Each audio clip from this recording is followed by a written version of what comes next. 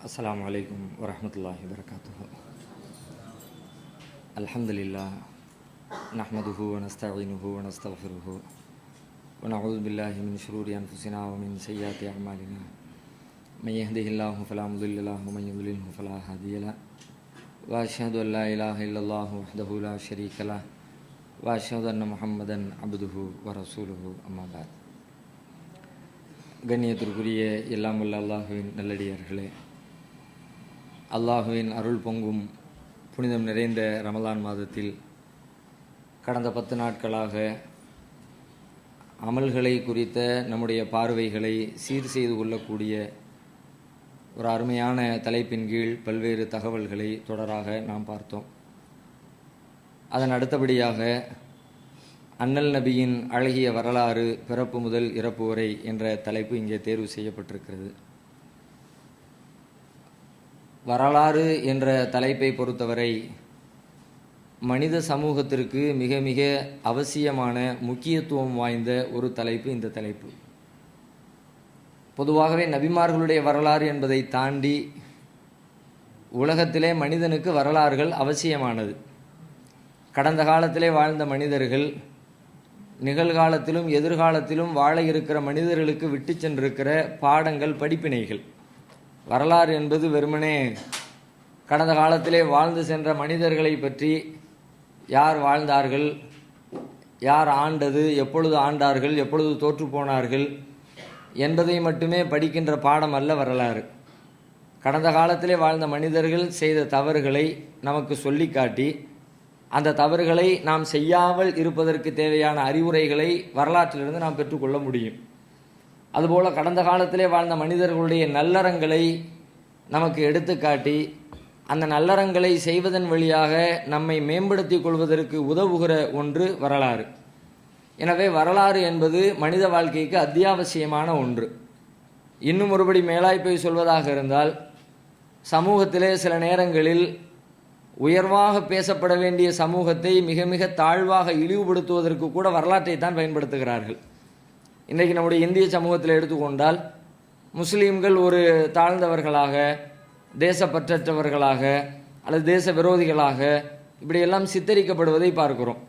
அதனுடைய பின்னணியில் என்ன என்று பார்க்கும் பொழுது வரலாறு அதற்கு ஒரு காரணமாக அமைந்திருக்கிறது. வரலாற்றை சில பேர் கையில் எடுத்து தப்பும் தவறுமாக அதை திரித்து கடந்த காலத்திலே வாழ்ந்த முஸ்லீம் மன்னர்கள் எப்படி இருந்திருக்கிறாங்க, எல்லாம் ரொம்ப கொடுமை பண்ணியிருக்கிறாங்க, இந்துக்களை எல்லாம் வெட்டினாங்க, கொன்னாங்க, இப்படியாகவெல்லாம் பொய்யான தகவல்களை எழுதி வச்சு அதை பள்ளிக்கூடத்தில் கல்லூரிகளில் படித்து கொடுத்த உடனே அதை படிக்கக்கூடிய மாணவர்களுடைய உள்ளத்தில் முஸ்லீம்கள் மீது ஒரு தப்பான அபிப்பிராயம் தானாகவே உண்டாயிடுச்சு. நம்முடைய முன்னோர்களை இவ்வளோ தூரம் கொன்று குவிச்சிருக்கிறாங்க போல இருக்குது, அவங்க முஸ்லீம்கள் சகிப்புத்தன்மை இல்லாதவங்க, அவங்க மார்க்கத்தில் இப்படியெல்லாம் சொல்லப்பட்டிருக்குது அப்படின்னு நம்மை பற்றிய ஒரு தப்பான அபிப்பிராயம் அவங்களுடைய உள்ளத்தில் உண்டாகிறதுக்கு வரலாற்றை தான் ஒரு ஆயுதமாக எடுத்திருக்கிறார்கள். அப்போ நாம் இன்றைக்கு விமர்சிக்கப்படுவதன் பின்னணியில் வரலாறு தான் இருக்கிறது. அது மாதிரி திருமறை குர்ஆனை நீங்கள் எடுத்து பார்த்தால் வரலாற்றுக்கு ரொம்ப முக்கியத்துவம் கொடுக்குறான் அல்லாஹ். ஏராளமான வசனங்கள் குர்ஆனில் சொல்லப்பட்டிருக்கிற அறிவுரைகள், எச்சரிக்கைகள், அதுக்கு பயன்படுத்தின வசன அளவை விட வரலாறுகளை சொல்வதற்காக பயன்படுத்தப்பட்டிருக்கிற வசனங்களுடைய அளவு அதிகம். ஏராளமான நபிமார்களுடைய வரலாறு, தனி மனிதர்களுடைய வரலாறு, தனித்த சமூகங்களுடைய வரலாறு, நல்லவர்களின் வரலாறு, கெட்டவர்களின் வரலாறு, எக்கச்சக்கமான சரித்திர செய்திகளுடைய தொகுப்பு திருமறை குர்ஆன் என்று சொல்லலாம். அவ்வளவு அதிகமாக அல்லாஹ் குர்ஆனில் வரலாற்றை பல இடங்களில் பேசியிருக்கிறான். குர்ஆனை நீங்கள் எடுத்து பார்த்தீங்கன்னா எந்த அத்தியாயத்தை எடுத்தாலும் வரலாறு சம்பந்தமான ஒரு குறிப்பு நேரடியாகவோ அல்லது மறைமுகமாகவோ இருக்கும். நேரடியாக சிலது பேசியிருப்பான், நேரடியாக பேசுகிறேன்னா கூட மறைமுகமாகவாவது எந்த அத்தியாயத்திலையும் வரலாறு சம்பந்தமான ஒரு தகவல் இருந்துக்கிட்டே இருக்கும். உதாரணமாக அல்ஹம்து சூரா எடுத்து பாருங்கள். அல்ஹம்துலில்லாஹி ரப்பில் ஆலமீன் முதல்ல அல்லாஹ் ஆரம்பிக்கிறான். அல்லாஹ்வை புகழுகிறான். அர் ரஹ்மான் ரஹீம், அளவற்ற அருளாளன், நிகரற்ற அன்புடையவன், மாலிகி யௌமித்தீன், தீர்ப்பு நாளின் அதிபதியாக இருக்கிறான். ஈயாக்க நஅ்புது வ ஈயாக்க நஸ்தஈன், இறைவா உன்னையே நாங்கள் வணங்குகிறோம், உன்னிடமே நாங்கள் உதவி தேடுகிறோம் அப்படின்னு நம்முடைய வாக்குறுதியை, உறுதிமொழியை கொடுக்குறோம். அதுக்கப்புறம் இஹ்தின ஸிராத்தல் முஸ்தகீம் அப்படின்னு அல்லாஹ்விடத்தில் ஒரு துவா செய்கிறோம், எங்களுக்கு நேரான வழியை காட்டு, துவா செய்கிறோம். அடுத்து நீங்கள் பார்த்தீங்கன்னா ஸிராத்தல் லதீன அன்அம்த அலைஹிம் கைரில் மக்லூபி அலைஹிம் வலல்லாலீன், அந்த நேரிய வழி எப்படிப்பட்ட வழின்றதை சொல்லும் பொழுது கைரில் மக்லூபி அலைஹிம், யார் மீது நீ கோபப்பட்டாயோ அவங்களுடைய வழி இல்லை, வளல்லாலின் வழிகட்டு போனாங்களே அவங்களுடைய வழியும் இல்லை, அண்ணாம்த அலைஹிம் யார் மீது நீ அருள் புரிந்தாயோ அவர்களுடைய வழி, அப்படிப்பட்ட ஒரு வழியை காட்டு அப்படின்னு சொல்லும் பொழுது 3 வகையான மனிதர்களை பற்றிய வரலாறு மறைமுகமாக இங்கு சொல்லப்படுகிறது. அல்லாஹ்வுடைய அருள் பெற்றவர்கள்ங்கிற ஒரு செய்தியும் அதில் ஒரு குறிப்பு இருக்கிறது. அல்லாஹ்வுடைய கோபத்திற்கு ஆளானவர்கள் அந்த மாதிரி ஒரு குறிப்பு அந்த அத்தியாயத்தில் இடம்பெற்றிருக்கிறது. வழிகட்டு போனவர்கள் வழிகேடர்கள் அப்படிங்கிற ஒரு சாராரை பற்றிய குறிப்பதில் இருக்கிறது. அப்படி பார்த்தா ஒரு வகையில் மறைமுகமாக ஒரு வரலாற்று செய்தி அல்ஹம்து சூராவுக்குள்ளே இடம்பெறுகிறது. அல்ஹம்து சூராவை தாண்டி நீங்கள் அப்படியே சூரத்துல் பக்ராவுக்குள்ளே போங்க, அதனுடைய துவக்கத்தில் இறை அச்சமுடையவர்களை பற்றி எல்லாம் பேசுவான். அதுக்கு பிறகு இறை மறுப்பாளர்களை பற்றி பேசுவான். அதன் பிறகு இரட்டை வேடம் போடுகிற முனாஃபிக்குகளை பற்றி பேசுவான். அதுக்கப்புறம் பனு இஸ்ரவேலர்களை பற்றி பேசுவான். பனு இஸ்ரவேலுடைய வரலாறு போய்கிட்டே இருக்கும். 100கணக்கான வசனங்களில் பேசிக்கொண்டே இருப்பான். ஈசா நபியை பற்றி, மரியம் அலைஹிஸ்ஸலாத்தை பற்றி, சக்கரியா அலைஹிஸ்ஸலாத்தை பற்றி, யஹ்யா அலைஹிஸ்ஸலாத்தை பற்றி அப்படியே வரலாறு போய்கிட்டே இருக்கும். அதுக்கப்புறம் இப்ராஹிம் அலைஹிஸ்ஸலாத்துடைய வரலாறு ஆரம்பமாகும். இந்த மாதிரி அப்படி நெடுக 2 வசனங்கள் அறிவுரை வந்தால் அடுத்த 4 வசனங்கள் வரலாறாகத்தான் திருக்குர்ஆன் நெடுகிலும் இருப்பதை பார்க்கிறோம். இப்படி நீங்கள் எந்த அத்தியாயத்தை எடுத்து பார்த்தாலும் வரலாறு என்பது ஒரு பிரதானமான ஒரு இடத்தை பெற்றிருக்கிறது திருமறை குர்ஆனில். ஏன் அல்லாஹ் ரப்புல் ஆலமீன் இவ்வளவு முக்கியத்துவம் கொடுத்திருக்கிறான்? வரலாற்றுக்கு அல்லாஹ் ரப்புல் ஆலமீன் இவ்வளவு முக்கியத்துவம் கொடுத்திருக்கிற காரணம் என்ன என்று யோசித்து பார்த்தால் அதனால் கிடைக்கக்கூடிய பாடங்களும் படிப்பினைகளும் தான். இன்னும் சொல்வதாக இருந்தால் பல்வேறு வரலாறுகளை சொன்னதோடு மட்டுமில்லாமல் அந்த வரலாறுகளை தனித்தனியாக ரசூலுல்லாஹ்வை கூப்பிட்டு இந்த வரலாறு அவங்களுக்கு சொல்லுங்க, அந்த வரலாறு அவங்களுக்கு சொல்லுங்க, அப்படி தனித்தனியாகவே எல்லாம் பாடம் நடத்துகிறான். உதாரணமாக சொல்றதா இருந்தால் 26வது அத்தியாயம் 69லிருந்து 89 வரைக்கும் உண்டான வசனங்களில் இப்ராஹிம் அலைஹிஸ்ஸலாத்தை பற்றி அல்லாஹ் பேசுகிறான். அதை பேச துவங்கும் போது எப்படி பேசுகிறான்? ஒத்துலு அலைஹிம் நபா இப்ராஹிம், இப்ராஹிமுடைய வரலாற்றை அவர்களுக்கு நீங்கள் எடுத்து கூறுங்கள். இது காலலி கௌமிஹி மாதா, அவர் தன்னுடைய தந்தைக்கும் தன்னுடைய சமுதாயத்தையும் பார்த்து கேட்டார், மாதா அபுதும், எதை நீங்கள் வணங்குகிறீர்கள் அப்படின்னு இப்ராஹிம் அலைஹிஸ்ஸலாம் கேட்டாங்க. அப்போ அந்த மக்கள் சொன்னாங்க, நாங்கள் சிலைகளை தான் வணங்குறோம் அப்படின்னாங்க. சிலைகள் கேட்குமா பார்க்குமா உதவி செய்யுமான்னு சொல்லிட்டு இவங்க எதிர்கேள்வி கேட்டாங்க. இந்த வரலாறு எல்லாம் எல்லாம் பேசுகிறான். இதை பேச துவங்கிறதுக்கு முன்னாடி ஃபர்ஸ்ட் எப்படி இன்ட்ரடக்ஷன் கொடுக்குறான் அல்ல அப்படின்னா, ஒத்துலு அலைஹிம் நபா இப்ராஹிம், இப்ராஹிமுடைய வரலாற்றை அவர்களுக்கு எடுத்து கூறுவீராக, வரலாறு சொல்லுங்க அப்படின்னு அல்லாஹ் போதிப்பதை பார்க்கிறோம். அதே போல ஆதம் அலைஹிஸ்ஸலாத்தினுடைய வரலாறு, அவங்களுடைய பிள்ளைகளுடைய வரலாற்றை பற்றி சொல்லும் பொழுது நாமெல்லாம் கேள்விப்பட்டிருப்போம். அவங்களுக்கு 2 பிள்ளைங்க இருந்தாங்க. அவங்க ஒரு வணக்கத்தை செஞ்சாங்க. அதில் ஒருத்தருடைய வணக்கத்தை அல்லாஹ் ஏற்றுக்கொண்டான், இன்னொருத்தருடைய வணக்கத்தை அல்லாஹ் ஏற்றுக்கொள்ளலை. உடனே ஏற்றுக்கொள்ளாதவர் ஏற்றுக்கொண்டவருடைய உன்னை நான் கொல்ல போறேன்னு சொல்லிட்டு கொண்டு விட்டாரு. இப்படி வரலாறு போகிறது. இது அல்லாஹ் சூரத்துல் மாயிதாவில் 5வது அத்தியாயம் 27வது வசனத்தில் அல்லாஹ் சொல்றான். அதை சொல்ல ஆரம்பிக்கும் போது எப்படி ஆரம்பிக்கிறாங்கன்னா, ஒத்துலு அலைஹிம் நப அப்னை ஆதம பில் ஹக்கி, அவர்களுக்கு ஆதமுடைய 2 பிள்ளைகளின் உண்மை வரலாற்றை எடுத்து கூறுவீராக. அதுல நிறைய செய்தி இருக்குது, பாடம் இருக்குது, சொல்லுங்க. இது கர்ரபா குர்பானன் ஃபத்து குப்பில மின் அஹதிஹிமா வலம் யுத்தகப்பல் மினல் ஆகர், இருவரும் ஒரு நல்லறத்தை செய்தார்கள், அவர்களில் ஒருவரிடமிருந்து அது ஏற்றுக்கொள்ளப்பட்டது, இன்னொருவரிடத்தில் இது ஏற்றுக்கொள்ளப்படவில்லை. இந்த வரலாற்றை அவர்களுக்கு நீங்கள் சொல்வீராக, வரலாற்றை சொல்லுங்க, ஆதம் நபியுடைய பிள்ளைங்களுடைய வரலாறை மக்களுக்கு உபதேசம் பண்ணுங்க அப்படின்னு அல்லாஹ் ரப்புல் ஆலமீன் தனித்தனியாக பொதுவாக சொன்னது ஒரு பக்கத்தில், அதை தாண்டி குறிப்பிட்டும் அல்லாஹ் பேசுவதை பார்க்கிறோம். அதே போல 10வது அத்தியாயம் 71வது வசனம், அதில் அல்லாஹ் சொல்றான், நூஹ் நபியை பற்றி பேசுறான்.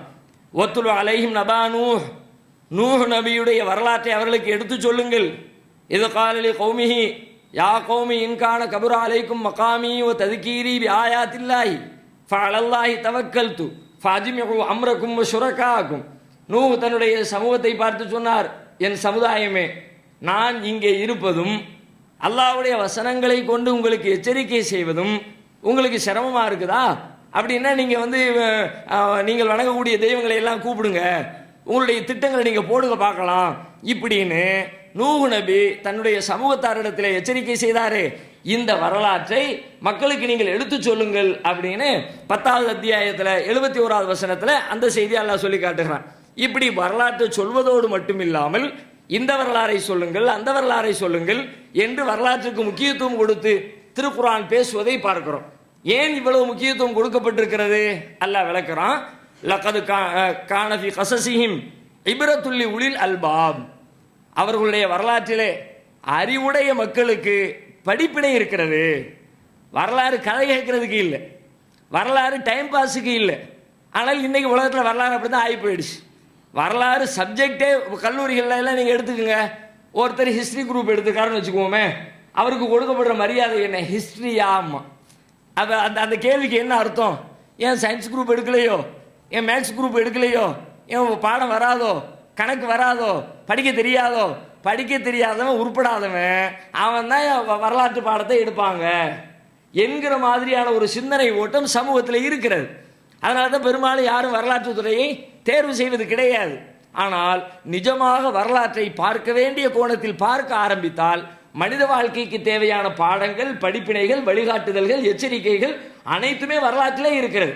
ஆனால் பெரும்பாலும் நாம் வரலாறு என்ன பண்ணுறோம்னு கேட்டால் கதை கேட்கறதுக்காக வேண்டி ரசனையாக இருக்கணும். அதனால தான் நீங்கள் பாருங்கள், வரலாறுங்கிற பேரில் கதைகளை விட்டு நிறைய அடித்து வச்சுருப்பாங்க. இஷ்டத்துக்கு கதைகளாக எழுதி வச்சுருப்பாங்க. ஏன்? இவங்களுக்கு நோக்கம் பாடங்களோ படிப்பினைகளோ இல்லை, அப்படி ரசனையாக இருக்கணும். சாதாரணமாக உங்களை தகவலாக அறிவுரையாக சொல்லிட்டு போனோம்னா மனசில் நிற்கவே நிற்காது. நீங்கள் கொஞ்சம் யோசிச்சு பாருங்கள், மார்க்கம் சம்பந்தமாக நமக்கு என்னவெல்லாம் தெரியும் அப்படின்னு ஒரு 5 நிமிஷம் ஒரு ஓரமாக உட்காந்து அசை போட்டு பார்த்தீங்கன்னா பெரிதாக மனசுக்கு எது வந்து நிற்கும்னு கேட்டால் வரலாறுகள் தான் நிற்கும். மூசா நபி போனாங்க, ஃபிரௌன் பின்னாடி துரத்திட்டு வந்தான், கடல் முன்னாடி வந்துருச்சு, பின்னாடி ஃபிரௌன் வந்துட்டான், மாட்டிக்கிட்டாங்க, அல்லாஹ் தடி எடுத்து அடின்னு சொன்னான், கடல் 2ஆ பிளந்துச்சு. இதை அப்படியே சொல்லிட்டு வருவோம். இதுக்கு இடையில சொல்லப்பட்ட அறிவுரைகளை சொல்லுங்க, அறிவுரைகளும் சொல்லப்பட்டிருக்குதோ இடையில அப்படின்னு கேள்வி கேட்போம். ஏன்னா வரலாறு நினைவுல உட்கார்ந்துரும். இப்ராஹிம் அலைஹிஸ்ஸலாம் சொன்னார்கள், சிலையை போட்டு உடைத்தார்கள், மக்கள்லாம் வந்து கேள்வி கேட்டாங்க, யார் உடைச்சதுன்னு கேட்டாங்க, பெரிய சிலைலாம் உடைச்சிச்சுன்னாங்க. அதை நம்ம வரலாறாக சொல்லுவோம். மக்களுக்கு கோபம் வந்துச்சு, நெருப்பு குண்டத்தில் தூக்கி போட்டாங்க, இப்ராஹிம் நபி தன்னுடைய பிள்ளையை அழைச்சிக்கிட்டு அறுக்க போனாங்க, அல்லாஹ் அவங்களுக்கு உதவி செஞ்சான், வரலாறு சொல்லுவோம். ஆனால் வரலாற்றுக்கு இடையிலே சொல்லப்பட்ட தகவல்கள் நம்முடைய நினைவிலே இல்லாவிட்டாலும் கூட வரலாற்றின் வழியாக புரிந்து கொள்ள வேண்டிய செய்திகள் நம்முடைய மூளையிலே பதிவாகும். அப்ப அறிவுடைய மக்களுக்கு வரலாற்றிலே பாடம் இருக்கிறது, படிப்பினை இருக்கிறது. வரலாற்றை சும்மா கதைக்கு நீங்க பயன்படுத்திக்காதீங்க. ஏதோ முன்னாடி அதை வச்சு எனக்கு என்ன அப்படி நினைக்காதீங்க. அதை வச்சு உங்களுக்கு அறிவுரை இருக்குது, உங்க வாழ்க்கைக்கு தேவையான ஆலோசனைகளும் வழிகாட்டுதல்களும் அதற்குள்ளே இருக்கிறது என்று திருமறை குர்ஆனில் 12வது அத்தியாயத்தினுடைய 111வது வசனத்திலே அல்லாஹ் சொல்லுகிறான். அதை விட கூடுதலாக நீங்க பாருங்க, திருக்குர்ஆனை அல்லாஹ் அருளி இருக்கிறான். திருக்குர்ஆனை அருளியது ஏன், எதற்கு? திருக்குர்ஆனிலே என்னவெல்லாம் சொல்லி இருக்கிறான்? குர்ஆனை பற்றி குர்ஆனே பல இடத்துல பேசுகிறது. குர்ஆன் நேர்வழி காட்டுவதற்காக வந்தது, சத்தியத்தையும் அசத்தியத்தையும் பிரித்து காட்டுவதற்காக வந்தது. இப்படியெல்லாம் குர்ஆனை பற்றியான இன்ட்ரோடக்ஷன் நிறையவே குர்ஆனில் இருக்கிறது. ஒரு இடத்துல அல்லாஹ் சொல்றான், இந்த வஹியை உங்களுக்கு அருள்றமே, குர்ஆன் உங்களுக்கு சொல்றமே, இந்த குர்ஆனின் வழியாக உங்களுக்கு நாம் நீங்கள் அறியாத வரலாறுகளை சொல்லித் தருகிறோம். 12வது அத்தியாயம் 3வது வசனத்தில் அல்லாஹ் சொல்லுகிறான், நஹனு நகுஸ்ஸு அலைக அஹ்ஸனல் கஸஸி பிமா அவ்ஹைனா இலைக ஹாதல் குர்ஆன். இந்த குர்ஆனை உமக்கு நாம் அருளுவதன் மூலமாக உங்களுக்கு நாம் அழகிய வரலாற்றை சொல்லித் தருகிறோம். வ இன் குன்த மின் கப்லிஹி லமினல் காஃபிலீன். இதுக்கு முன்னாடி இது பற்றி உங்களுக்கு தெரியாது, நீங்கள் தெரியாமல் இருந்த வரலாறுகளை இந்த குர்ஆன் வழியாக உங்களுக்கு நாம் சொல்லித் தருகிறோம். திருமறை குர்ஆனிலே வரலாற்றை சொல்வதற்காக குர்ஆன் அருளப்பட்டிருக்கிறது என்று இந்த வசனம் பேசுவதை நம்மால் பார்க்க முடிகிறது. அதையெல்லாம் விட கூடுதலாக முத்தாய்ப்பாக அல்லாஹ் சொல்லுகிறான், வரலாற்றிலே நீங்கள் படிக்க வேண்டிய வரலாறு என்பது உலகத்தில் 1000 வரலாறுகள் இருக்கலாம். இந்திய வரலாறு இருக்கலாம், அமெரிக்க வரலாறு இருக்கலாம், ஐரோப்பிய வரலாறு இருக்கலாம், தனி மனிதர்களுடைய வரலாறு இருக்கலாம், பெரிய பெரிய தலைவர்களுடைய வரலாறு இருக்கலாம், அரசியல்வாதிகளுடைய வரலாறு இருக்கலாம், ஆன்மீகவாதிகளுடைய வரலாறு இருக்கலாம். 1000 வரலாறு இருந்தாலும் நீங்க தேடி பிடிச்சி படிக்க வேண்டிய வரலாறு எது என்று கேட்டால் இறை தூதர்களுடைய வரலாறு, நபிமார்களுடைய வரலாறு. அந்த வரலாற்றை நீங்க படிங்க, அதனால நிறைய நன்மை இருக்கிறது. என்னவெல்லாம் இருக்கிறது? வகுல்லன் நகுஸ்ஸு அலைக மின் அம்பாயிர் ருசுல். நபிமார்களுடைய வரலாற்றின் வழியாக நாம் உங்களுக்கு சொல்லுகிறோம், மானு சப்பித்து பிஹி ஃபுஆதக, உங்கள் உள்ளத்தை பலப்படுத்துகிற அனைத்து செய்திகளையும் சொல்லுகிறோம். உள்ளத்தை பலப்படுத்துகிற விஷயங்கள் வரலாற்றில், நபிமார்களின் வரலாற்றில் இருக்கிறது. வேற என்ன வேணும்? மனுஷ வாழ்க்கைக்கு தேவையான பிரதானமான ஒன்று பலமான உள்ளம், உறுதியான உள்ளம். யாருக்கு உறுதியான உள்ளம் இல்லையோ அதுதான் பிரச்சனைக்கே காரணம். உலகத்தில் பிரச்சனை இல்லாத மனுஷன் உண்டா? எல்லா இடங்களையும் பிரச்சனைகள் சிக்கல்கள் இருக்கத்தான் செய்யும். அந்த பிரச்சனைகளை எல்லாம் ஒரு மனுஷன் எதிர்கொள்ளணும்னா அவனுடைய உள்ளத்தில் உறுதி இருக்கணும், திடம் இருக்கணும், எதையும் எதிர்கொள்ளக்கூடிய ஆற்றல் இருக்கணும். அல்லாஹ் சொல்கிறான், நபிமார்களின் வரலாற்றை படிச்சு பாரு, அதுவும் உள்ளத்தை பலப்படுத்தும். அது மட்டும் இல்லை, அதிலே உங்களுக்கு சத்தியம் வரும், உண்மை வந்து சேரும். அதிலே படிப்பினையும் இருக்கிறது. ஒதுக்ராலில் மூமினின், மூமின்களுக்கு தேவையான போதனைகளும் இருக்கிறது. ஆகையினால் நபிமார்களின் வரலாற்றை படியுங்கள் என்று 11வது அத்தியாயத்தில் 120வது வசனத்தில் அல்லாஹ் ரப்புல் ஆலமீன் சொல்லுகிறான். அந்த அடிப்படையில் இப்பொழுது நாம நபிமார்களின் வரலாற்றில் இறுதியாக வந்த அன்னலம் பெருமகனார் நபிகள் நாயகம் ஸல்லல்லாஹு அலைஹி வஸல்லம் அவர்களுடைய வரலாற்றை பார்க்க இருக்கிறோம். அண்ணல் நபிகள் நாயகம் ஸல்லல்லாஹு அலைஹி வஸல்லம் அவர்களுடைய வரலாற்றை ஏன் எடுத்திருக்கிறோம்? அவர்களுடைய வரலாறு ஒரு வித்தியாசமான வரலாறு. உலகத்தில் எவ்வளவோ வரலாறு இருந்தாலும் ரசூலுல்லாவுடைய வரலாற்றுக்கு நிகராக அதிலே இருக்கிற ஒரு தனித்துவத்தை உலகத்தில் வேறு எந்த வரலாற்றிலையும் நீங்கள் பார்க்கவே முடியாது. ஒரு வித்தியாசமான வரலாறு. ரசூலுல்லாவுடைய வரலாறு பாதுகாக்கப்பட்ட வரலாறு. உலகத்தில் வேறு எந்த தலைவருடைய வரலாற்றுக்கும் பாதுகாப்பு கிடையாது. நினைச்சதை நினைச்ச மாதிரி எல்லாம் எழுதி விட்டுட்டு போய்கிட்டே இருப்பாங்க. 100% துல்லியமாக நபிகள் நாயகம் ஸல்லல்லாஹு அலைஹி வஸல்லம் என்ன சொன்னார்கள், எப்படி இருந்தார்கள், எதை எச்சரித்தார்கள், எதை தடுத்தார்கள், அத்தனையும் தெள்ள தெளிவாக பாதுகாக்கப்பட்ட ஒரு வரலாறு இருக்கிறது என்றால் உலகத்திலேயே ரசூலுல்லாவுடைய வரலாறு மட்டும்தான்.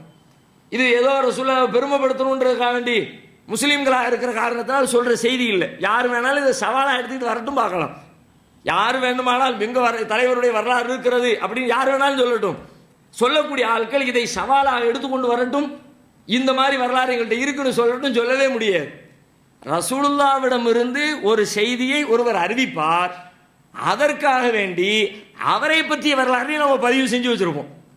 ஒருத்தருடைய ரசூலுல்லாவுடைய வரலாறு எப்படி பாதுகாக்கப்படுதுன்னா, ரசூலுல்லாஹ்ட்ட இருந்து நான் இந்த செய்தியை கேட்டேன்னு ஒருத்தர் சொல்லுவார். அவர் யார், அவருடைய பின்புலம் என்ன, அவருடைய நினைவாற்றல் என்ன, அவர் நல்லவரா கெட்டவரா, ரசூலுல்லாவை நேசிச்சாரா இல்லையா, அப்படிங்கிற பயோடேட்டாவை பூரா அதை தனியாக தூக்கி தொகுத்து வச்சிருப்போம். இப்படி லட்சக்கணக்கான மனிதருடைய வரலாற்றை, நபிகள் நாயகத்தின் வரலாறை தெரிந்து கொள்வதற்காக வேண்டிய பல லட்சக்கணக்கான மனிதருடைய வரலாற்றை நாம் பாதுகாத்து வைத்திருக்கிறோம். இது ரசூலுல்லாவுக்கு மட்டுமே உண்டான பிரத்யேகமான ஒரு தனித்தன்மை. உலகத்தில் வேற எந்த தலைவருக்கும் இப்படிப்பட்ட ஒரு நிலையை நீங்க பார்க்கவே முடியாது. அது மட்டும் இல்லாமல் ரசூல் ஸல்லல்லாஹு அலைஹி வஸல்லம் அவர்கள் அவங்களுடைய வரலாற்றில் கற்பனைகளுக்கோ பொய்களுக்கோ இடமே கிடையாது. துல்லியமாக உள்ளபடி பதிவு செய்யப்பட்டிருக்கிறது.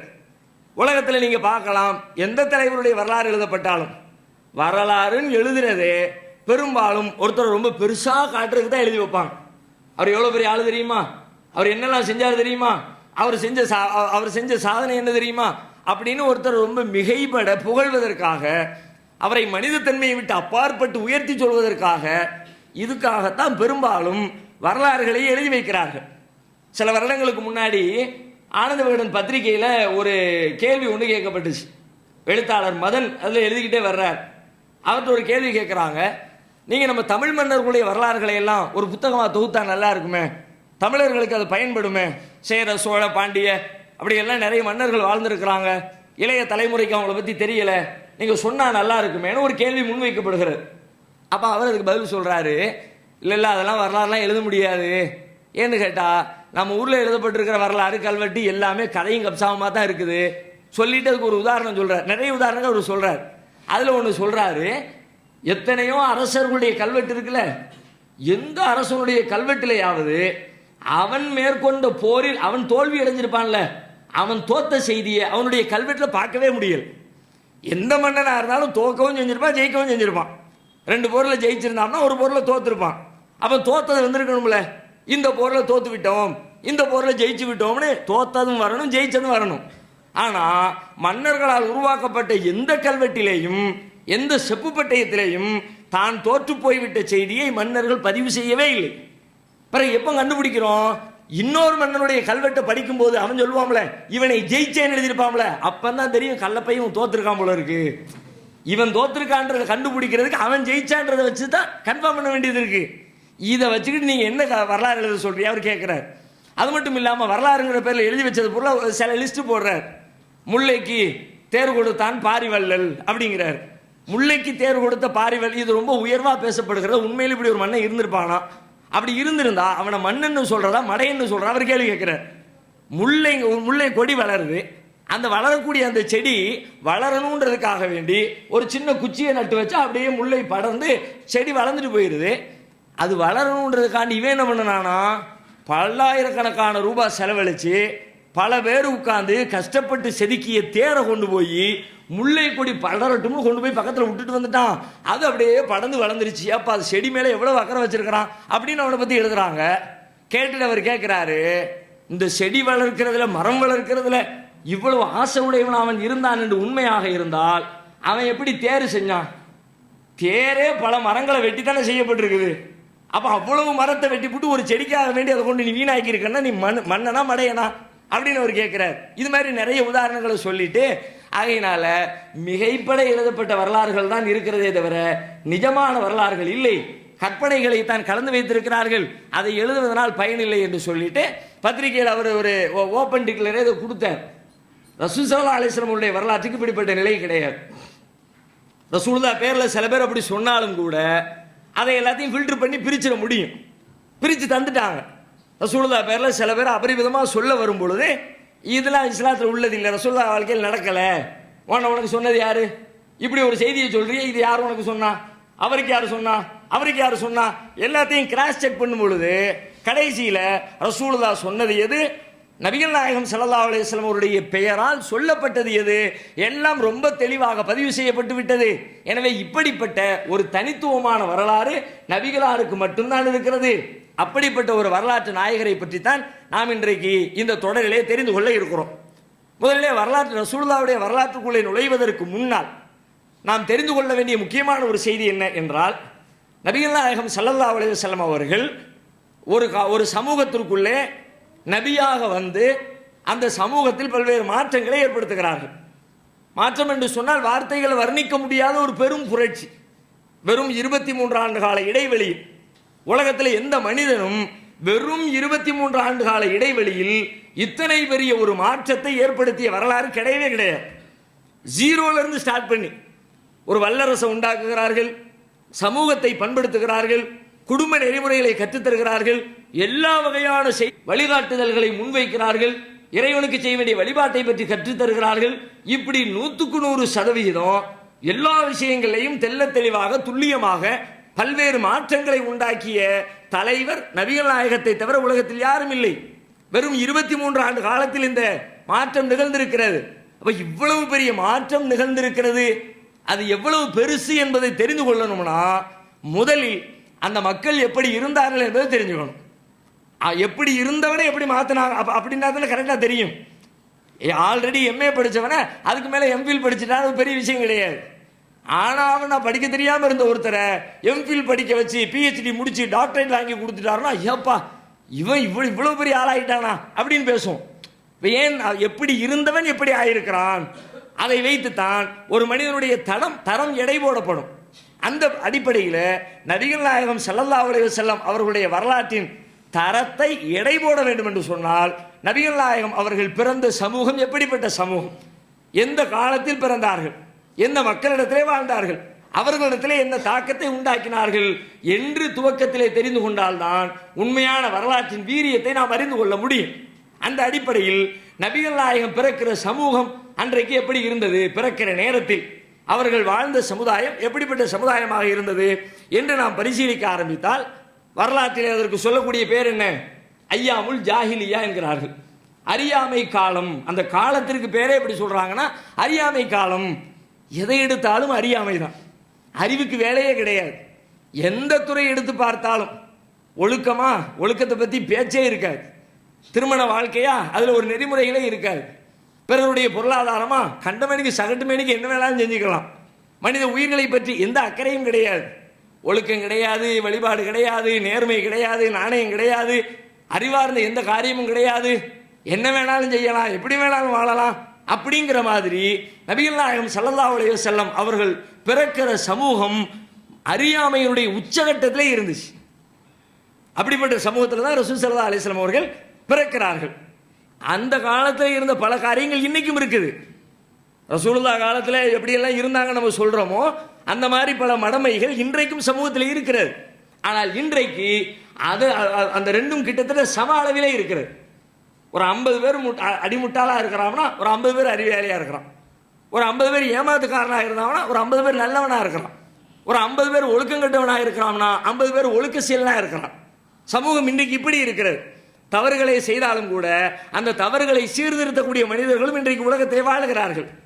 ரசூலுல்லாஹ் வாழ்ந்த காலத்தில் தவறு மட்டும்தான் இருந்துச்சு. 1000 பேர் இருக்கிறாங்கன்னா அதில் ஏதோ ஒருத்தரோ 2 பேரோ நல்லவராக இருப்பார்கள். மற்றபடி பெரும்பாலும் முழுக்க முழுக்க ஒட்டுமொத்த சமுதாயமுமே தலைகீழா புரண்டு போய் கிடக்கிறது. அப்படிப்பட்ட சமூகம். அதுக்கு நீங்க பாருங்க எப்படி எல்லாம் இருந்திருக்கிறாங்க. உதாரணமா ஒரு தந்தை இறந்து விடுகிறார். தந்தை இறந்துட்டார்னா தந்தை இறந்த பிறகு அந்த தாய் விதவையா இருப்பாள்ல, தந்தையுடைய மனைவி இருப்பாள்ல, அந்த ரசூலுல்லாஹ் பிறக்கிற காலத்தில் சமூகம் எப்படி இருந்துச்சுன்னு கேட்டா, தந்தை இறந்த பிறகு அந்த தந்தையின் மனைவியை அவனுடைய பிள்ளையே திருமணம் செய்து கொள்வான். கற்பனையே பண்ண முடியல. என்னென்ன வாழ்க்கை, அவன் எப்படி இருந்திருப்பான். இந்த மாதிரி அப்பாவுடைய மனைவியை புள்ள கல்யாணம் முடிச்சுக்கிறான்னா அவன் எப்படி இருந்திருப்பான், அவனுடைய ஒழுக்க வாழ்க்கை எப்படி இருந்திருக்கும். அப்ப அல்லாஹ் குர்ஆன்ல இதையெல்லாம் கடுமையாக கண்டிச்சு அதை ரசூலுல்லாஹ் வந்ததுக்கு பிறகு எச்சரிக்கை பண்ணி சீர்திருத்தம் பண்றாங்க. அல்லாஹ் சொல்லி காட்டுகிறான். 4வது அத்தியாயம் 22வது வசனத்தில் அல்லாஹ் சொல்லுகிறான், வலா தன்கிஹு மா நக்கஹ ஆபாவுக்கும் மினன் நிசா, உங்கள் தந்தையர் மணந்து கொண்ட பெண்களை நீங்கள் திருமணம் செய்யாதீர்கள். இதை ஒருத்தனுக்கு சொல்லிக் கொடுக்க வேண்டியது இருக்குன்னா இது சொல்லி கொடுத்து புரியிற பாடமா இது இந்த விஷயம். ஒரு அம்மா ஒரு தாய் என்ற ஸ்தானம் என்பது உலகத்தில் அன்னையிலிருந்து இன்னைக்கு வரைக்கும் ரொம்ப உன்னதமான ஸ்தானம். எல்லா சமுதாயத்திலையும் நம்முடைய பழைய தமிழ் இலக்கியங்களை எடுத்துக்கோங்க. அந்த இலக்கியங்களில் தாயை பற்றி எவ்வளோ பேசப்படுகிறது, பெற்றோருடைய உறவை பற்றி அவ்வளோ உன்னதமாக பேசப்படுகிறது. உலகத்தினுடைய எந்த இலக்கியத்தை எடுத்து பார்த்தாலும் அந்த உறவுக்கு நிகராக எந்த உறவும் இல்லை என்று பேசப்படுகிறது. எந்த அளவுக்கு பேசுவாங்க, தாயை கடவுளுடைய ஸ்தானத்தில் வச்செல்லாம் பல சமுதாயத்தில் பேசுறாங்க. அதனால தானே அம்மா காலில் போய் விழுறாங்க. தாய்க்கு இணையான தெய்வம் இல்லைங்கிறாங்க. அப்ப தாயிரு சிறந்த கோவிலும் இல்லைன்னு சொல்லிட்டு பழமொழி எல்லாம் எழுதி வச்சிருக்கிறாங்க. அதெல்லாம் என்ன காரணம், தாய் என்பது நமக்காண்டி எவ்வளவு சிரமப்பட்டிருக்கா, நம்மளை வயிற்றுல வச்சு கஷ்டப்பட்டு பெற்றெடுத்திருக்கிறா, நம்முடைய வளர்ச்சிக்காக வேண்டி பாடுபட்டு இருக்கிறா. அதையெல்லாம் வைத்து ரொம்ப புனிதமான உன்னதமான உறவாக போற்றப்படுகிற அந்த உறவை திருமணம் செய்யாதே என்று ஒரு சமூகத்திற்கு சொல்லிக் கொடுக்க வேண்டிய தேவை வந்திருக்கிறது என்றால் அந்த சமுதாயம் ஒழுக்கத்தில் எந்த அளவுக்கு சீர்கெட்டு போயிருக்கும். அதே மாதிரி பாருங்க, இன்னும் சொல்றாங்க, ஆயிஷா ரலியல்லாஹு அன்ஹா சொல்றாங்க திருமணத்தை பத்தி. அந்த காலத்தில் எப்படி எல்லாம் திருமணம் பண்ணாங்க, எதுக்கெல்லாம் திருமணம்னு பேர் வச்சிருக்கான் பாருங்க. ஆயிஷா நாயகி சொல்றாங்க 4 வகையான திருமணம் இருந்துச்சான். ஒரு திருமணம் என்னன்னு கேட்டா, சாதாரணமா இப்ப நாம திருமணம் முடிக்கிற மாதிரி பெண்ணை பேசி மகர் கொடுத்து முறைப்படி திருமணம் செய்து கொள்வது, இது ஒரு வகையான திருமணம். இன்னொரு வகை திருமணமா, அது என்ன திருமணம் அப்படின்னா, கல்யாணம் முடிச்சு புருஷன் முன்னாடி குடும்பம் நடத்திக்கிட்டு இருப்பாங்க. திடீர்னு புருஷன்காரனுக்கு மண்டையில கிறுக்கு பிடிக்கும். அவன் என்ன செய்வான், எனக்கு நல்ல ஒரு குலப்பெருமை நிறைந்த வாரிசு எனக்கு தேவை. அதுக்கு என்ன பண்றது, ஊர்லயே ரொம்ப பெரிய பிரமுகர்களாக யார் கருதப்படுவார்களோ மனைவியை அவங்க வீட்டுக்கு அனுப்பி விட்டுருது. அங்க போயிட்டு வா, அவங்க கூட குடும்ப வாழ்க்கையில் ஈடுபட்டுட்டு வா. எதுக்குன்னு கேட்டா, அதன் வழியாக எனக்கு பிறக்கக்கூடிய குழந்தை நல்ல ஒரு செழிப்பான குழந்தையாக, சமூக அந்தஸ்துள்ள குழந்தையாக, சமூகத்தில் மதிக்கப்படுற குழந்தையாக அது இருக்கும். அதனால அவன் வழியா எனக்கு ஒரு புள்ள கிடைக்கட்டும்னு சொல்லிட்டு கட்டிய கணவனே தன்னுடைய மனைவியை இன்னொருவனிடத்திலே அனுப்பி வைத்து குழந்தை பெறுவதற்கு ஏற்பாடு செய்துவிட்டு அதுக்கு அவன் வச்சுக்கிட்ட பேர் என்னன்னு கேட்டா கல்யாணமா, திருமணமா. எதுக்கு பேரு தமிழ்ல சொல்லுவாங்கல்ல, விளக்கமாத்துக்கு பேரு பட்டு குஞ்சமான்னு சொல்லுவாங்கல்ல, அந்த மாதிரி கூட்டி கொடுக்குற காரியத்துக்கு பேர் திருமணம்னு வச்சிருக்கிறானே. இது ஒரு திருமணமா. அதே மாதிரி இன்னொரு வகை திருமணம். அது என்ன திருமணம், 10க்கும் குறைவான ஆண்களோடு ஒரு பெண் இல்லறத்தில் ஈடுபடுவாளாம்.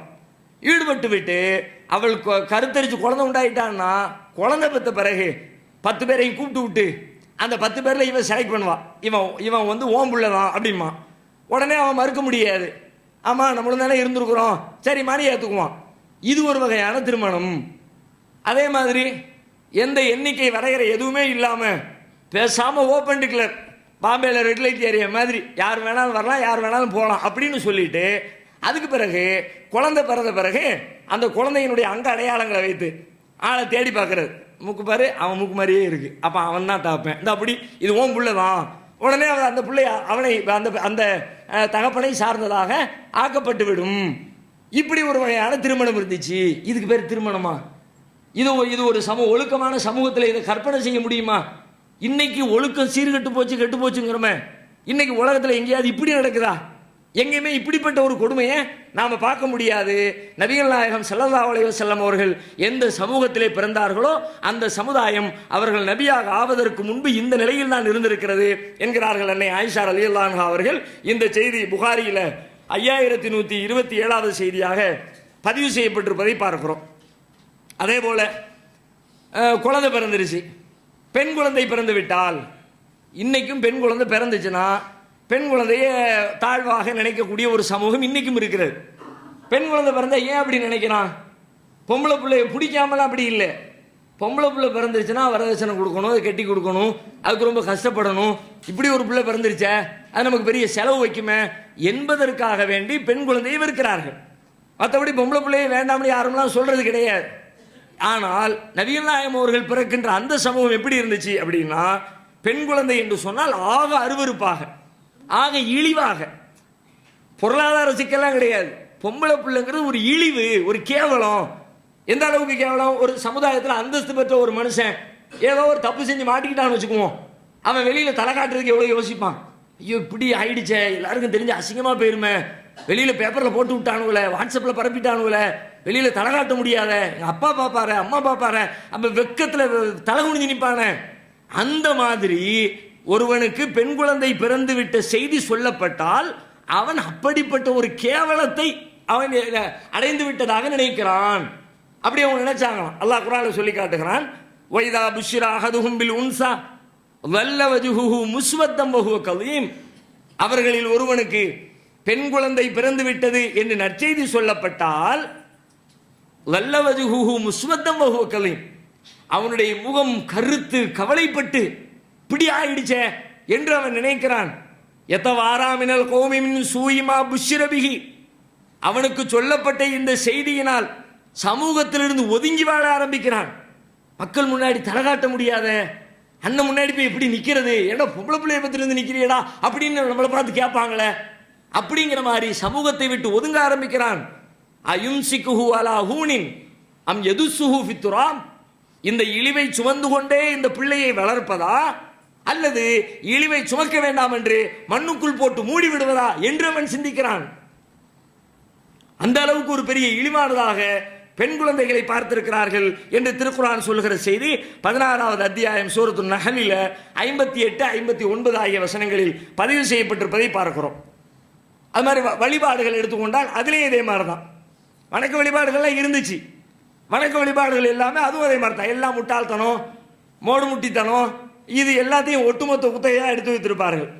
உதாரணமாக காபா அவர்களுடைய புனிதமான ஒரு ஆலயம், மதிப்பார்கள், ரொம்ப முக்கியமான ஒரு ஆலயம், அதுக்கு எந்த கேடும் வந்துடக்கூடாது, அதை பாதுகாக்கணும், அப்படியெல்லாம் ரொம்ப அக்கறையோடு இருப்பார்கள். ஆனால் அந்த கபாவிலே வந்து இறைவனை வணங்குவார்கள் பாருங்க. வணங்குற லட்சணத்தை பற்றி அல்லாஹ் சொல்றான், ஒமாக்கான சலாத்தும் இந்தல் பைத்தி இல்லா முகாம்ப தஸ்தியா. 8வது அத்தியாயம் 35வது வசனத்தில் சொல்லுகிறான், காபத்துல்லாஹ்விலே அவர்களுடைய வணக்க வழிபாடு தொழுகை என்பது கைதட்டுவதும் விசிலடிப்பதும் தான். இறைவனுக்கு முன்னாடி வந்து நின்றுக்கிட்டு காபாவை வலம் வருகிறோம் என்ற பெயரில் வந்து கையை தட்டுறது, விசிலடிக்கிறது, கூத்து கும்மாளங்கிறது எல்லாம் கடவுளுக்கு செய்யக்கூடிய வழிபாடாக அவர்கள் செய்து கொண்டிருக்கிறார்கள். கடவுளுக்கு முன்னாடி நிற்கிறோம், பயபக்தியாக நிற்கணும், ஒழுங்கா நிற்கணும், நம்மளை பார்க்குறோம், அவன்கிட்ட கோரிக்கை வைக்கணும், அழுகணும், கெஞ்சணும், அவன் முன்னாடி நெத்தியை கொண்டு நிலத்தில் வச்சு நின்றுக்கிட்டு பணிவோடு இருக்கணும் என்றெல்லாம் இல்லாமல் காபாவில் வந்து நின்று கொண்டு கை தட்டுறது, விசிலடிக்கிறது, கூத்து கும்மாளம் இப்படி அவர்கள் செய்து கொண்டிருந்தார்கள். இது அவர்களுடைய வளமையாக இருந்தது. அதை விட பெரிய கொடுமை என்ன தெரியுமா? சரி விசில் தான் அடிக்கிறான், கைதான் தட்டுதான் அப்படின்னு பார்த்தா அந்த விசில் அடிக்கிறதையும் கை தட்டுறதையும் எப்படி பண்ணுவான் அப்படின்னு கேட்டா உடம்புல ஒரு ஒட்டு துணி இல்லாமல் பண்ணுவான். எல்லாம் அங்கிருந்து வேக வேகமாக வந்து டக்கு டக்குன்னு எல்லாத்தையும் கழட்டி போட்டே என்னமோ குளிக்க போகிற மாதிரி யாரும் இல்லாத இடத்துல. அப்போ கூட ஒரு ஒழுக்கமாக ஆடை அணிஞ்சிட்டு தான் குளிக்கணும். ஆனால் இவன் எல்லாரும் அப்படியே வருது பாருங்க ஹதீஸ்ல, கானன்னா சுயதூஃபூன ஃபில் ஜாஹிலிய்யத்தி உராத்தன், ஜாஹிலியா காலத்தில் காபாவை தவாஃப் செய்வார்கள், நிர்வாணிகளாக தவாஃப் செய்வார்கள். உடம்புல ஒட்டு துணி இல்லாமல் ஆம்பளை பொம்பளை சுற்றி வந்தால் எப்படி இருக்கும்? அப்படியெல்லாம் அதெல்லாம் ரொம்ப சகஜமாக இருந்திருக்குன்னு அர்த்தம். அரசியலில் இதெல்லாம் சகஜமப்பாமான, அப்போ காபத்துல்லாவில் இதெல்லாம் சகஜம்னு அவன் இருந்திருக்கு. ஐயாவுல் ஜாஹிலியாவில் ஆம்பளை பொம்பளை உடம்பு உங்களுடைய மறைவிடம் அதை பற்றி ஒன்றுமே கிடையாது. அதிகபட்சமாக குறைசிகள் மட்டும்தான் ட்ரெஸ் போட்டுக்குவாங்க. ரசூலுல்லாஹ்வுடைய அந்த குலம் இருக்குத அது மட்டும் ரொம்ப உயர்ந்த குலமாக கருதப்பட்டுச்சு. அவங்க மட்டும் என்ன பண்ணுவாங்க, ஆடை இல்லாமல் தவாஃப் பண்ண மாட்டாங்க. மற்ற எல்லாருமே நிர்வாணமாக தவாஃப் செய்வார்கள். பிறந்த மேனியோடு தவாஃப் செய்யக்கூடியவர்களாக இருந்தார்கள் என்ற செய்தி உர்வத்து ஜுபைர் ரலியல்லாஹு அன்ஹு அவர்கள் அறிவிக்கிற இந்த செய்தி புகாரியில் 1665வது ஹதீஸாக பதிவு செய்யப்பட்டிருப்பதை பார்க்கிறோம். அது மாதிரி ஹஜ்ஜுக்கு வந்தாச்சு, தவாஃப் பண்ணியாச்சு, சஃபா மர்வால போயாச்சு, எல்லாம் பண்ணியாச்சு, பண்ணிட்டு வீட்டுக்கு போகணும். வீட்டுக்கு போனால் வந்தவன் வந்த மாதிரி வீட்டுக்கு போக வேண்டியதானே. அங்கேருந்து வேக வேகமாக வந்து கிளம்பி வந்துட்டு வீட்டுக்கு அந்த ஊருக்குள்ளே வந்துடுவார், தெருக்குள்ளே வந்துடுவார். வீட்டுக்குள்ளே போகும்போது வீட்டு வாசலோடி போகாமல் மேலே ஏறி ஓட்டை பிடிச்சிட்டு உள்ளே இருக்கும். என்னடான்னு கேட்டால் நேரம் வரக்கூடாது, அதெல்லாம் புண்ணியம் கிடையாது, நன்மை கிடையாது, நம்ம நன்மை இழந்துருவோம். பாவ உடலோடு வெளியே சென்றோம், பாவங்களை சுத்திகரித்து விட்டு உள்ளே வருகிறோம். எந்த வழியில் போகணுமோ அதே வழியில் வந்தால் திரும்பவும் பாவம் ஒட்டிக்கும்ல, அதனால ஓட்ட பிடிச்சிட்டு உள்ளே இறங்குறோம்னு சொல்லிட்டு இந்த மாதிரியான ஒரு மடமை அவர்களிடத்தில் இருந்தது என்று குர்ஆன் சொல்லுகிறது.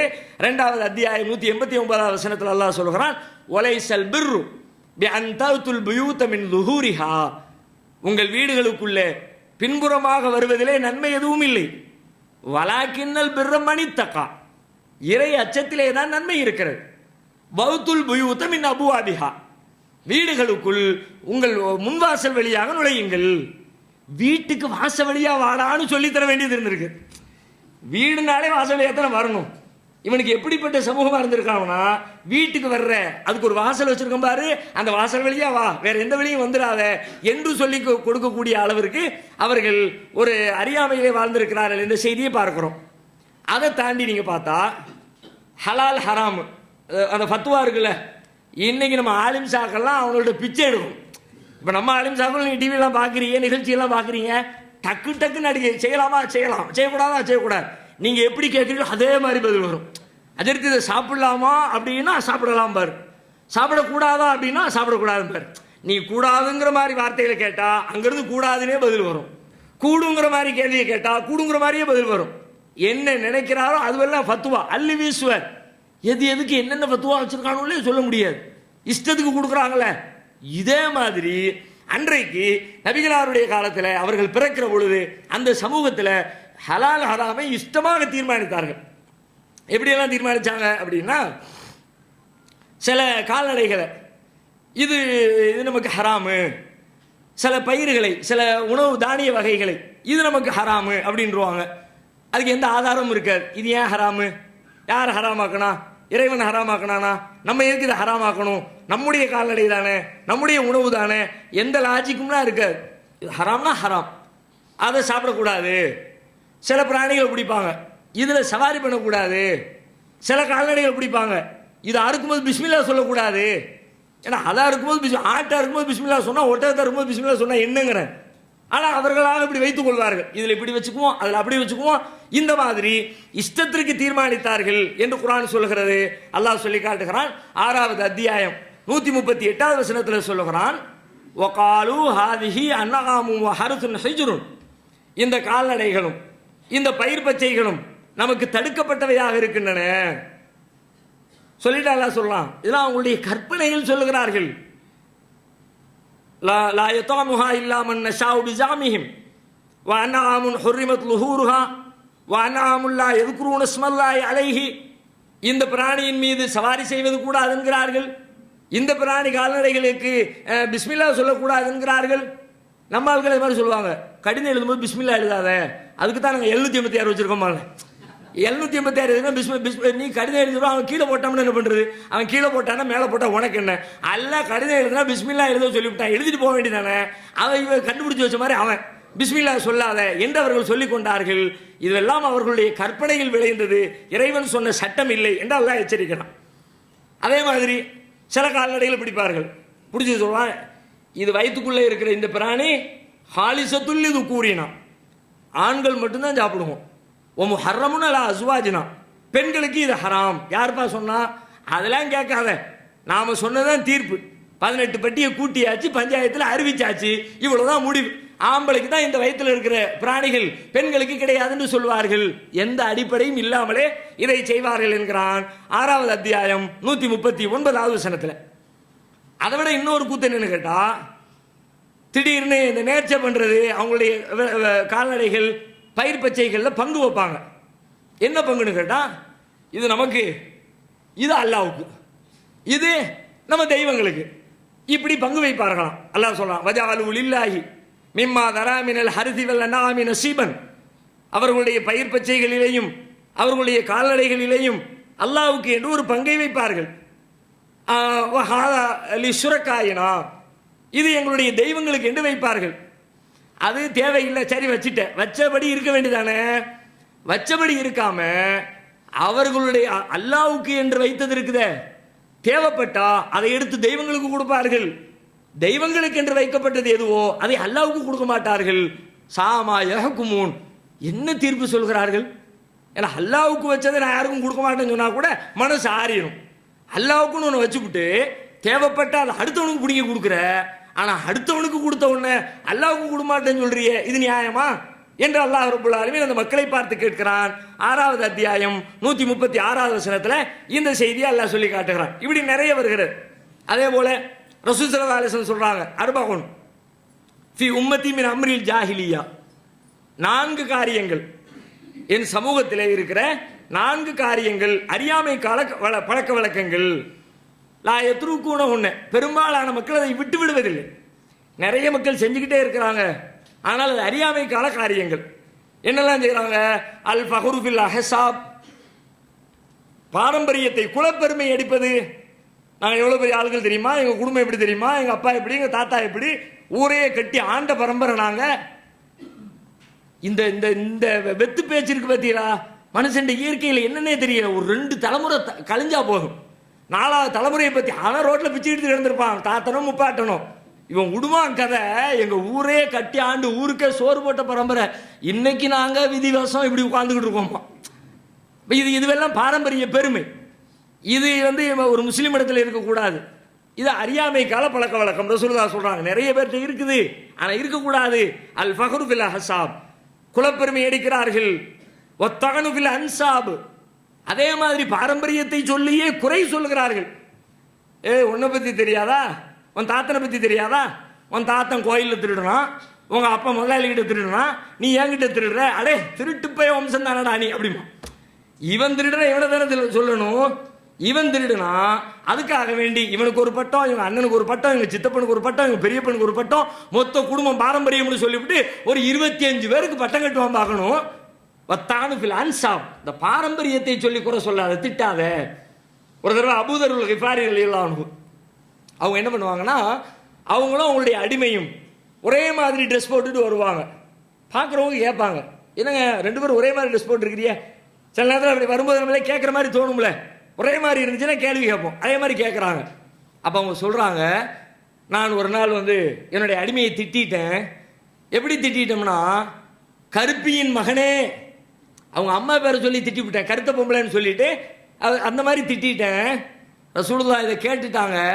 உடனே ரசூலுல்லாஹ் என்னை பார்த்து சொல்லாங்க, யா அபாதர் இன்னக இம்ரவுன் ஃபீக ஜாஹிலியா ஐயர்தஹு பி உம்மி, அபூதரே உன்னிடத்தில் இன்னும் இந்த அறியாமை கால செயல்பாடு இருந்து கொண்டிருக்கிறது, அவனுடைய தாயை சொல்லி நீர் திட்டுகிறீரா அப்படின்னு சொல்லிட்டு, இப்போ திட்டாதீங்க, அவங்களாம் உங்களுடைய கைகளில் எல்லாம் கொடுத்துருக்கிறான், நீங்கள் உண்ணும் போது அவர்களுக்கு உண்ண கொடுங்கள், நீங்கள் உடுத்துவதிலிருந்து அவர்களுக்கு உடுத்த கொடுங்கள், அவங்களுக்கு சிரமத்தை கொடுத்துடாதீங்க, சிரமமான காரியத்தை கொடுத்தாலும் அவங்களுக்கு நீங்க ஹெல்ப் பண்ணுங்க என்று ரசூலுல்லாஹ் சொன்னாங்க.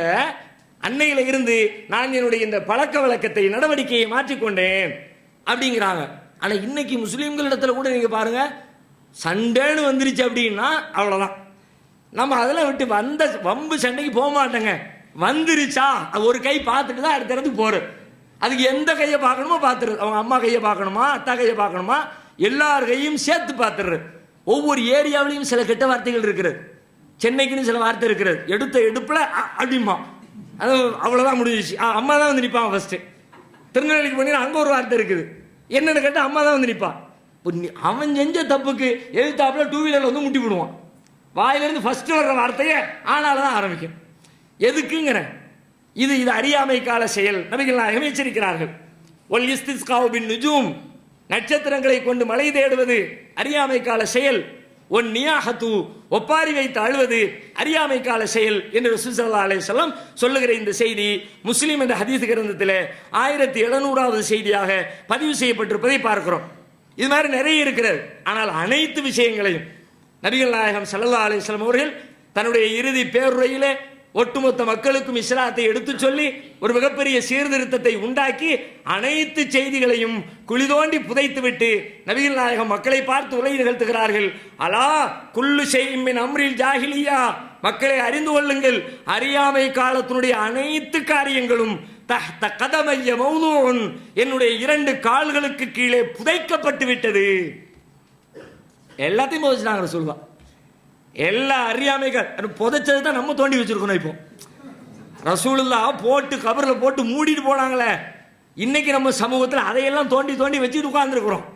ரசூல் ஸல்லல்லாஹு அலைஹி வஸல்லம் அந்த 23 ஆண்டு கால இடைவெளியில் மக்களுக்கு சொல்லி சொல்லி சொல்லி சொல்லி சீர்திருத்தம் செய்து எல்லா அறியாமை கால செயல்பாடுகளிலிருந்து மக்களை வென்றெடுத்து அவை அனைத்தையும் குழி தோண்டி புதைத்துவிட்டு ஒரு மிகப்பெரிய புரட்சியை நபிகள் நாயகம் இந்த மண்ணிலே நிகழ்த்திவிட்டு சென்றிருக்கிறார்கள்.